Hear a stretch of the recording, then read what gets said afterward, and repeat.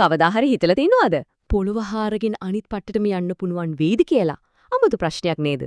ඉතින් අද අපි මේ විග්‍රහයේදී හොයලා බලන්න යන්නේ ඔන්න ඔය ප්‍රශ්නට උත්තරේ තමයි. හිතන්නකෝ පෘථිවිය මැදින් එක දිගටම හිලක් විදගෙන කෙලින්ම අනිත් පැත්තට පැනලා යන්න තිබුණනම් කොහොමද? හිතමුකෝ උත්තර ධ්‍රවයේ ඉඳලා දක්ෂිණ ධ්‍රවය දක්වාම පරිපූර්ණ උමඟක්. ඒකට පැන්නොත් මොකද වෙන්නේ? ඇත්තටම අනිත් පැත්තෙන් උඩට එන්න පුළුවන් වෙයිද? හරි. එහෙනම් මුලින්ම අපි මේකේ තියෙන විද්‍යාත්මක බාධක ඔක්කොම අමතක කරලා හීන ලෝකයක මේ ගමන ගියොත් කොහොම වේද කියලා බලමු. කිසිම බාධාවක් නැහැ. වාතයක් නැහැ, රස්නයක් නැහැ, පරිපූර්ණ තත්ත්වයක්. අපි මේකට නිකමට වගේ කියමු මිනිස්සු යෝයෝ ආචාරණය කියලා බලමුකෝ මොකද වෙන්නේ කියලා. හරි හිතන්නකෝ දැන් කවුරු හරි ඔය කියන රික්ත කවුමකට පැන්නා කියලා. එතකොට වෙන්නේ පෘථුවියේ ගුරුත්වාකර්ෂණ බලය නිසා හිතා ගන්න බැරි වේගයකින් පෘථුවිය කේන්ද්‍රයේ පැත්තට ඇදීගෙන යන එක. වැටෙන්න වේගයෙන් එන්නද වැඩි වෙනවා මැදටම යන කල. ඉතින් පෘථුවිය මැදටම හරියටම කේන්ද්‍රයට ළඟා වෙනකොට වේගෙ කොච්චරට වැඩි වෙලා තියෙද? පැයට කිලෝමීටර් 29000ක්. හිතා ගන්න පුරුවන්ද? ඒක ඇත්තටම මනස පවා අවුල් කරන තරමේ අධික වේගයක්. හොඳයි. ඉතින් අර මහා වේගය නිසා ඒ ගම්ම්‍යතාවයෙන්ම කේන්ද්‍රයත් පහු කරගෙන අනිත් පැත්තට විසි වෙලා යනවා. අනිත් පැත්තෙන් මතු පිටටම එනකොට හරියට මෙතනදී වේගය බිඳුව වෙනවා. හැබැයි තියෙන ප්‍රශ්නේ තමයි හරියට මේ තත්පරයට කවුරු හරි අත දීලා අල්ලගත්තේ නැත්තම් ආයෙත් පල්ලෙහාට. ඔව් ආයෙත් පෘථිවිය මැදටම වටෙනවා. ඊට පස්සේ ඉතින් ජීවිත කාලෙම යෝයෝ එකක් වගේ එහාට මෙහාට පැද්දෙමින් ඉන්න තමයි වෙන්නේ. හරි. ඔය අපි කතා කරේ හීන ලෝකෙ වෙන්න පුරුවන් දේ. දැන් අපි පොඩ්ඩක් ඇත්ත ලෝකෙට ඇවිත් බලමු. මෙතන තියෙන පළවෙනි සහ ඇත්තටම කිව්වොත් ලොකුම ගැටලුව මොකද්ද? ඒ තමයි පෘථිවි හරයේ තියෙන අතිශය දරුණු උෂ්ණත්වය. මේක පොඩ්ඩක් අහන්නකෝ. පෘථිවිය හරයේ උෂ්ණත්වය සෙල්සියස් අංශක 6000ක් විතර වෙනවා. ඒක කොච්චර රස්නයක්ද දන්නවද? ඒක හරියටම අපේ සූර්යාගේ මතු පිට තියෙන උෂ්ණත්වයට සමානයි. ඔව්.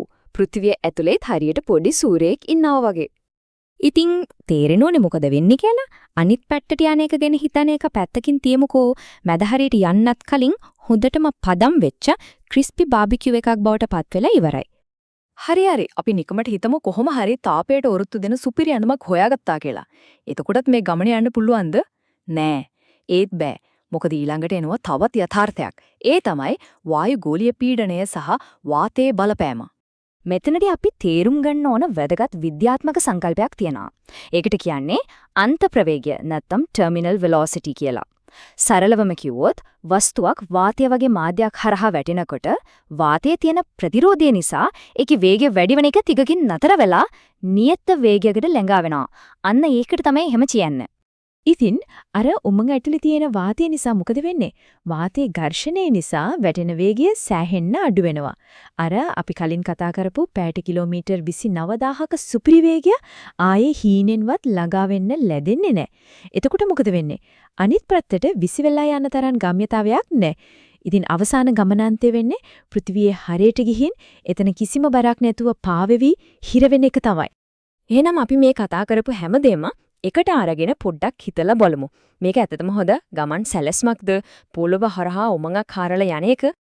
ඇත්තම කතාව තමයි මේ පෘථිවිය හරහා උමඟකින් පැනලා යනවා කියන අදහස භෞතික විද්‍යාවේ පැත්තෙන් බැලුවම හොඳ විහිළුවකට එහා ගිය දෙයක් නෙමෙයි. ඉතින් මේ විග්‍රහයෙන් අපිට ගන්න පුළුවන් හොඳම උපදේශ තමයි ඔය අමාරුවෙන් පොළව හරන්න මහන්සි වෙන්නේ නැතුව පාඩුවේ ටිකට් එකක් වෙන් කරගෙන ගුවන් යානයක යන එක කාගෙත් සෞඛ්‍යයට ගොඩක්ම හොඳයි කියන එක. ඒත් අපි හිතමු මේ හැම බාධකයක්ම හැම අනතුරක්ම දැනත් ඇත්තටම කෙනෙක්ට ඔය උමගට පනින්න අවස්ථාවක් ලැබුණොත් ඒ අවදානම ගනීද? ඒක තමයි ඉතින් හිතන්නට ඉතිරි වෙන ප්‍රශ්නය.